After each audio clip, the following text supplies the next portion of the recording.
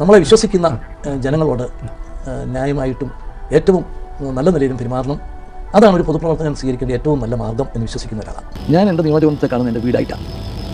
ഞാൻ എവിടെയായിരുന്നാലും എൻ്റെ മനസ്സ് പുതുപ്പള്ളിയിലെത്തും.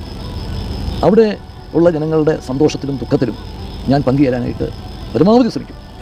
ഏത് ഉത്തരവാദിത്തത്തിൽ ഇരിക്കുന്ന സമയത്താണെങ്കിലും ഞാൻ അതിന് പരമാവധി ശ്രമിക്കും. കാരണം അത് ഒരു ചടങ്ങിന് വേണ്ടിയിട്ടുള്ളതല്ല, എൻ്റെ മനസ്സിൻ്റെ പ്രശ്നമാണ്.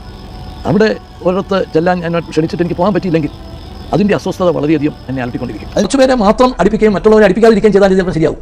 എൻ്റെ അടുത്ത് ആർക്കും വരാം, അല്ലാതെ ഞാൻ കുറച്ച് പേരുടെ മാത്രമല്ല, കുറച്ച് പേർക്കും എൻ്റെ അടുത്ത് സ്വാതന്ത്ര്യമുണ്ട്, അതിന് പുറത്ത് നിൽക്കുന്നവർക്കും സ്വാതന്ത്ര്യമുണ്ട്. ഞാൻ എപ്പോഴും ചോദ്യം ചെയ്യപ്പെടാൻ സാധ്യതയുള്ള ഒരാളാണ്, വിമർശനത്തിന് വിധേയനാണ് എന്നുള്ളതാണ് എന്നെ എപ്പോഴും തെറ്റുകളിൽ നിന്ന് അകന്നു നിൽക്കാൻ എന്നെ പ്രേരിപ്പിക്കുന്നത്. ഞാൻ 100% കറക്റ്റ് ഒന്നുമല്ല.